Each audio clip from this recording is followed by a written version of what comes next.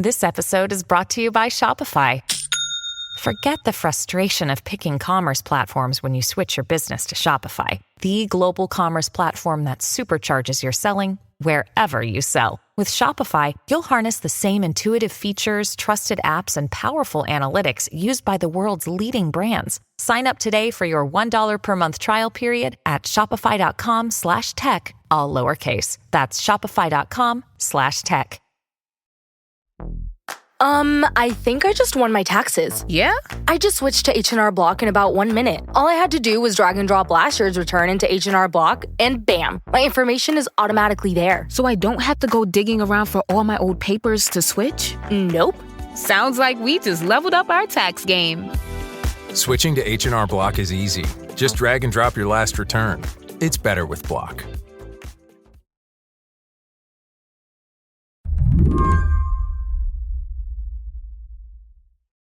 All right, well, the market's lost in deep thought over DeepSeek's claims that it built an AI model in just a couple of months for less than $6 million. Not a B, $1 million. It's a tiny fraction of what U.S. companies are spending on artificial intelligence. Earlier this week, the stock market went on one of those pit-in-your-stomach roller coaster rides. The Nasdaq, led by chipmaker NVIDIA, lost $1 trillion in value before calming down a little. All because of a Chinese AI company called DeepSeek and a new app it rolled out on January 20th. Zeyi Yang was watching the market chaos with a little skepticism. I mean, for me, I would say it's a little bit of overreaction. As someone who has known this company for a year, who have been kind of tracking the development of AI models in China, this is like a little surprising to me, but not enough to cause like a huge panic, right? Like of the whole market. Zeyi covers Chinese tech for Wired. And the thing about DeepSeek R1, that's the name of this new model, is that it's an AI chatbot. If you've tried ChatGPT or Claude or Gemini, you won't find it all that different. But it does show you what the model is, quote-unquote, thinking as it works to find an answer to your question. And the information it spits back can be kind of charmingly phrased. When I asked it for clarification on something, it said, "You're keeping me on my toes. Thank you." But what really sets DeepSeek apart is that it was pretty cheap to make, uses less power than American AI chatbots, and it's Chinese. Yeah, for a while now, there has been this sort of quiet AI arms race between the US and China. And I wonder if the DeepSeek release really turns up the volume on that. I think so. I think there's a reason why it has been quiet so far. It's because the race isn't that kind of like level. American AI models, like ChatGPT and American chips, have simply been better and faster. And then Chinese companies have sort of just been like trailing behind that. They're like 6 months after ChatGPT was released, they will release a similar chatbot that has reached like similar level of like performance. So there's a race going on down there, but because there's like a clear gap between the levels in the US and China, people are just like kind of aware of this race, but not paying too much attention of it. I think what's happening this way is that because DeepSeek is so capable, it's almost at the level of like OpenAI's latest model, people are kind of like recognizing the importance of this race again. They're like, oh, actually, there's a bigger chance that they may catch up with us. So that caused the panic. Today on the show, DeepSeek may not be the AI version of Sputnik, but it exposes a potentially huge flaw in the American approach to AI. I'm Lizzie O'Leary, and you're listening to What Next TBD, a show about technology, power, and how the future will be determined. Stick around.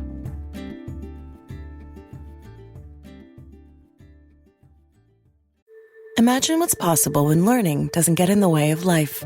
At Capella University, our game-changing FlexPath learning format lets you set your own deadlines so you can learn at a time and pace that works for you. It's an education you can tailor to your schedule. That means you don't have to put your life on hold to pursue your professional goals. Instead, enjoy learning your way and earn your degree without missing a beat. A different future is closer than you think with Capella University. Learn more at capella.edu. Oh, it's such a clutch off-season pickup, Dave. I was worried we'd bring back the same team. I meant those blackout motorized shades. Blinds.com made it crazy affordable to replace our old blinds. Hard to install? No, it's easy. I installed these and then got some for my mom. She talked to a design consultant for free and scheduled a professional measure and install. Hall of Fame son. They're the #1 online retailer of custom window coverings in the world. Blinds.com is the GOAT. Shop Blinds.com right now and get up to 45% off select styles, plus a professional measure. Rules and restrictions may apply. I wonder if we could back up and you could tell me a little bit of the story behind this DeepSeek model. The company was founded by an engineer, Yang Wenfang, who made a lot of money in the investment world. What was his goal with this app? He is sort of like secluded. He doesn't really talk to media, so it's really hard to get a story from himself. But just according to his resume or to his only 2 interviews he has done with Chinese media, he has this belief that humans can achieve AGI, generative artificial intelligence, at some point, and he wants to be the one kind of pushing human beings towards that goal. On Monday, DeepSeek became the most downloaded free app in the US, and I wonder if you could describe what's unique about it. What's different from chatbots that American users might be familiar with? Well, if you have used the app, I feel like the experience feels very similar to ChatGPT, Yeah, it does. right? And I think I've also seen reporting from my colleagues this week that even just the design of the app, the background code of the app, really resembles OpenAI's products. And I think that's a good thing for kind of American people to try out DeepSeek because there's no learning curve. If you are someone who have used chatbot apps for a year now, you'll find it very simple to use DeepSeek's app. And I think that helps the product kind of become more popular, more viral outside of China. But there are some things that set it apart, namely in the cost and the compute involved. Can you describe that for me? Yeah, so I think one of the models last year about V3, which is their sort of their latest generation model, but not fine-tuned for reasoning tasks, says that to train this model, they only used about $5.8 million USD to train that model. Wow. Which is a very small number compared to what I guess the American AI companies have been saying. Well, I will caution that there's some nuance there. They're basically just saying that from their last generation model to this generation model, it costs only $5.8 million. Well, you also have to spend to train the last generation model. And I don't think that includes the salary they pay for the scientists to do research on this. So the actual number has to be a lot more bigger than this. But still, just this number itself, it's surprising to a lot of people in the industry because they would assume to achieve this kind of task, you will need maybe tens or hundreds of millions of dollars. My understanding is that DeepSeek is open source. Mm-hmm. Why is that significant? Is it? I think so. I mean, this is not just in AI, but in a lot of technology fields. There's this kind of rivalry or competition between the closed source development and the open source development. When you're closed source, you are talking about most of the tech products we know of right now, like Microsoft, like Google. If you want to use their product, you have to pay them. You have to just use the product the way they offered it. You cannot go into the codes and see how you can tweak this and that because that's how they want you to use it. Open source is a completely other field. You're talking about you're just releasing the product out there on the internet, releasing all the codes with it, and anyone who wants to use it for their own commercial uses can just freely adapt it. This is what DeepSeek has done. If you are, for example, an American company that wants to adapt an AI model for your very specific use, like for your business purpose, this is basically a free model for you to use compared to if you're using ChatGPT, you have to pay them for every question you asked. So the fact that they're releasing it as an open source just guarantees there are more people who will be willing to try out DeepSeek's products. When there's a bigger user group, there's a bigger research collaboration going on with our product, then we're going to get feedback. We're going to get suggestions on how we can improve it faster. And that helps them catch up with the closed source companies. I'm also curious about the energy footprint because the big American models that we've seen so far demand a tremendous amount of computing power, which then on the back end means more data servers, more power, even potentially restarting nuclear power plants. Yes. So how does the energy use compare? I think what DeepSeek has achieved, maybe not intentionally, is to propose an alternative pathway for the development of AI industry. So far, because OpenAI has been kind of this shining star of success, everyone's just like keep following their pathway, which is to acquire more GPUs, use them for longer times of training, and believe that the scaling effect will lead us to like the most powerful AI models ever. And I think most of the people in Silicon Valley and in the government circles have like bought in on that so far. But with DeepSeek, it's an opportunity to reconsider all of this calculation. It's like previously we're thinking, oh, we are sacrificing a lot on the environmental effects because maybe our only way to achieve a better AI is to kind of like to sacrifice the environment. But now people are thinking that actually, if there's a way to put our resources into just making our models more efficient, making them cheaper, making them easier to train, then that has like a larger marginal return than just keep buying more chips. So I do think I would really love to see kind of more conversations inspired by the DeepSeek success to just go out that maybe we don't have to focus on getting more chips and data centers to increase our AI capability. There are a lot of ideas that might not have been even explored at this point because people have just thought that there's only one way to go. I want to put this in a little geopolitical context. You have been covering Chinese technology for some time. Is there a way to sort of characterize the Chinese government and Chinese companies' approach to AI development? I think it's really interesting, and it also kind of changes.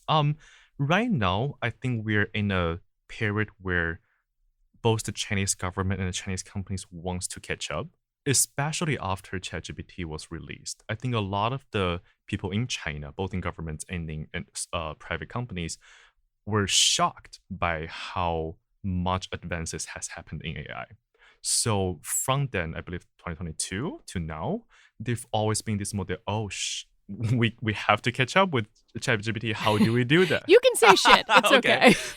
Like how do we do that? And the governments are almost feeling like they have been tough on their tech sectors for a while, but maybe we need to relax that a little bit just to make sure our companies stay competitive. They're saying that, well, do whatever you want. Just try to not mess up. But then within the kind of the scope there, do whatever you want. In 2022, the U.S. put export controls in place that were designed to restrict China's access to AI semiconductors, manufacturing equipment, really to try to hoard, if I could say that, the best stuff. How did China respond? So they didn't realize that chips are so important in the making of an AI product, and also that America has such a big control over the global chip supply chain. What has happened over the past 2 years is that the US government has been building and really reinforcing this chip export control regime to make sure that it's really hard for a Chinese company to buy the most advanced chips in China. And that is a challenge for basically every single AI company there in China because they want the best chips. They want to use them to maybe follow the same path that OpenAI has gone down. But it's just not a possibility right now. That's part of why DeepSeek has gone on this adventure of like finding out the most efficient way to train their models because they already know that for the foreseeable future, it's not going to be very easy for them to get a advanced GPU. So you might as well focus on something else. The other consequence of the export control, I would say, is that there is this push for China to develop its own GPUs. Right. But it's going to take a real long time and a lot of resources because chips are such sophisticated like hardwares to make. And they're making some progress, but people are still saying that it may take them even like a decade to catch up. And AIs are going to advance a lot in a decade. So I think a lot of the Chinese companies or governments are still freaking out about whether they can really catch up with regarding to chips. After the break, what the U.S. plans to do if China does catch up.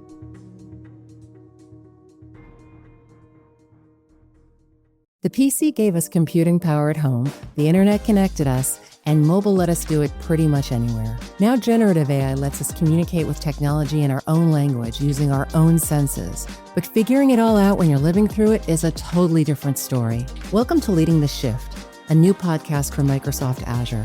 I'm your host, Susan Ettlinger. In each episode, leaders will share what they're learning to help you navigate all this change with confidence. Please join us. Listen and subscribe wherever you get your podcasts. This episode is brought to you by Indeed. When your computer breaks, you don't wait for it to magically start working again. You fix the problem. So why wait to hire the people your company desperately needs? Use Indeed's sponsored jobs to hire top talent fast. And even better, you only pay for results. There's no need to wait. Speed up your hiring with a $75 sponsored job credit at Indeed.com/podcast. Terms and conditions apply. This episode is brought to you by Amazon. Sometimes the most painful part of getting sick is the getting better part. Waiting on hold for an appointment, sitting in crowded waiting rooms, standing in line at the pharmacy, that's painful. Amazon One Medical and Amazon Pharmacy remove those painful parts of getting better with things like 24/7 virtual visits and prescriptions delivered to your door. Thanks to Amazon Pharmacy and Amazon One Medical, healthcare just got less painful.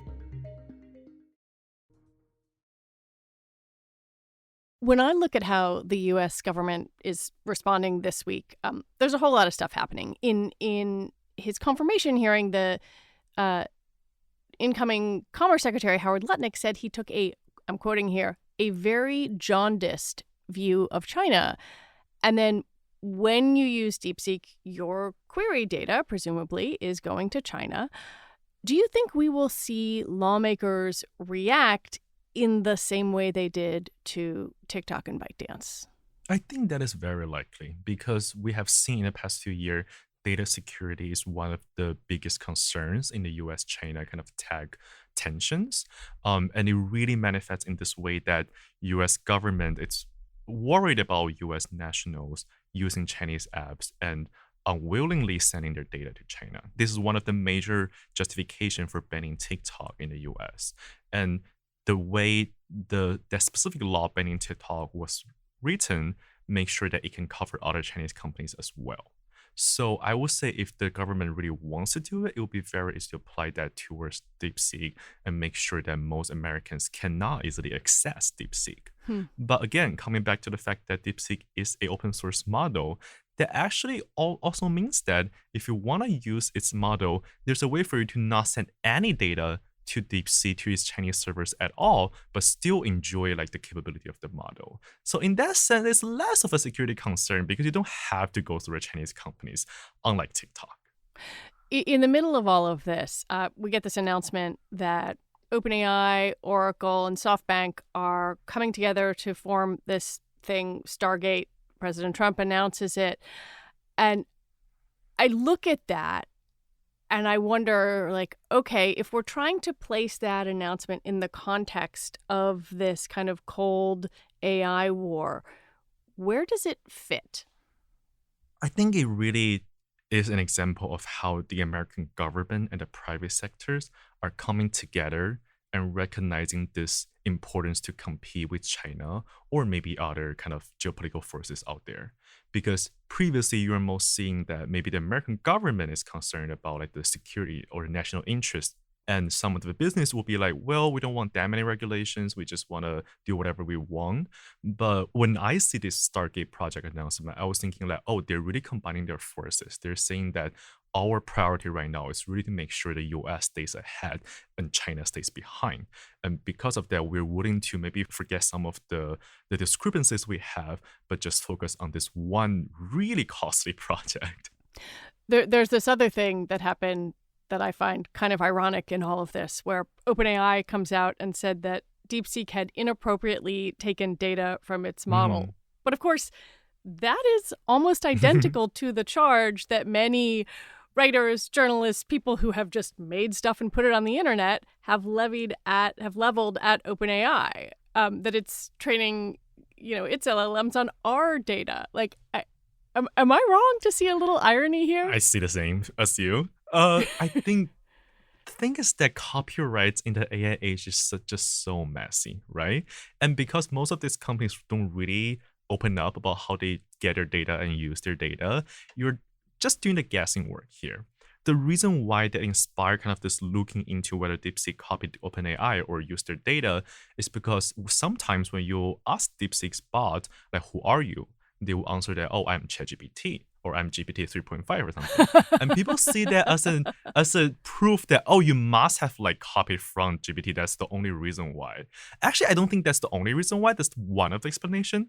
The other explanation is that people have just been putting out so much answers they get from ChatGPT on the internet now.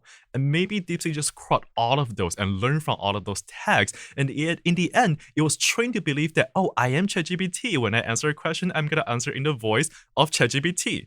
Are they just crawling the outputs of the model, or are they just like copying the model structure and everything from there? I think OpenAI is probably trying to figure that out right now.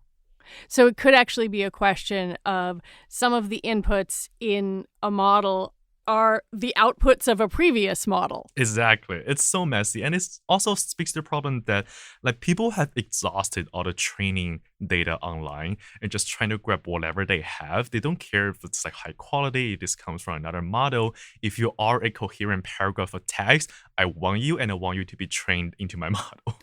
I had a funny experience earlier this week where I put the new DeepSeek model on my phone and I was comparing the answers that I was getting from it to ChatGPT. And so I decided to see what it could tell me about myself. And both models incorrectly insisted that I went to different colleges. Neither of them got the college that I went to right, but they kept coming back to me telling me that it was wrong. And so it does make me wonder that, like, while there are these amazing technological advances going on, the stuff that comes out of an LLM isn't necessarily right. Still. I will say that some people look at DeepSeek as like a better alternative to OpenAI in terms of the performance or the output. I wouldn't necessarily think so. I think they provide kind of like a comparable or very similar products. The mistakes that ChatGPT makes, DeepSeek could make that mistakes too. And we're also pretty early into like testing the product to really know how capable it is. I wouldn't really see the success of DeepSeek as like a big resistance to kind of the AGI narrative or like this dominant narrative that we really should focus on AI, because it still has a lot of the problems that this narrative has. That's kind of where I was going here, because for all the heat and light that this has gotten over the past week, I still have questions about consumer demand. Yes, individual consumers, but also enterprise consumers. And clearly, Silicon Valley and many Chinese tech companies think that AI is the way to go. Have you seen a corresponding demand that says the consumer out there really wants AI in everything? If we're talking about just individuals, like everyday people like us, I actually feel like there is a larger appetite than I have previously recognized, because I've been just talking to my friends, like traveling with them, and I realized a lot of them have started having this habit of using their ChatGPT as a search engine. Like they do not use Google at all. So I really think those experiences made me rethink kind of how people want to adopt an AI product like that. The other thing I've noticed is that DeepSeek's latest model, R1, it was released as this model that's really good at doing math and reasoning. And that's what I guess most people are testing it for. But within China, there are also a lot of people who's asking the model to write poetry. And they were pretty amazed by the output of it. And I think people have some genuine joy there, just enjoying like, oh, this chatbot just write this beautiful poetry for me, and I really like it. So I think there are ways people can kind of like make use of these AI models, but are they willing to pay for it? Maybe not. DeepSeek right now is completely free. I think a lot of assumptions in the business side is built on people are willing to pay for this kind of like either enjoyment or knowledge they get from the models. I don't really trust that assumption. Do you think DeepSeek has fundamentally altered something about the way we think of this quiet AI competition between China and the US? I think I would like people to pay more attention to what's happening in China regarding to AI. A lot of times people just very easily discredit them. Oh, they're still less powerful. They're still sensors. So there's no reason for us to talk about them at all. And I think that kind of ignorance really creates this, I guess, lack of attention and research and just trying to understand more of what's happening in China. I mean, I'm someone who's keeping my eye on them all the time, but I also feel like I wish more people, maybe at least in the AI industry here, will at least acknowledge that sometimes when they're releasing it for the public to use freely, we can take advantage of that and we can use it in our models too. And sometimes when they do have really fast breakthroughs and we need to be alerted of that, I just hope there's more dialogues going on and more people just casually paying more attention to what's happening there on the other side of the planet. Thank you so much for coming on and for talking with me. Of course, this has been a really fun conversation. Zeyi Yang is a senior tech writer for Wired magazine. And that is it for our show today. What Next TBD is produced by Evan Campbell, Patrick Fort, Cheyna Roth, and Paige Osborne. Our show is edited by Elena Schwartz. TBD is part of the larger What Next family, and if you like what you heard, the number one best thing you can do to support us is to join Slate Plus. You get all your Slate podcasts, like this one, ad-free, and you'll never hit a paywall on the Slate site. All right, we'll be back next week with more shows. I'm Lizzie O'Leary. Thanks for listening.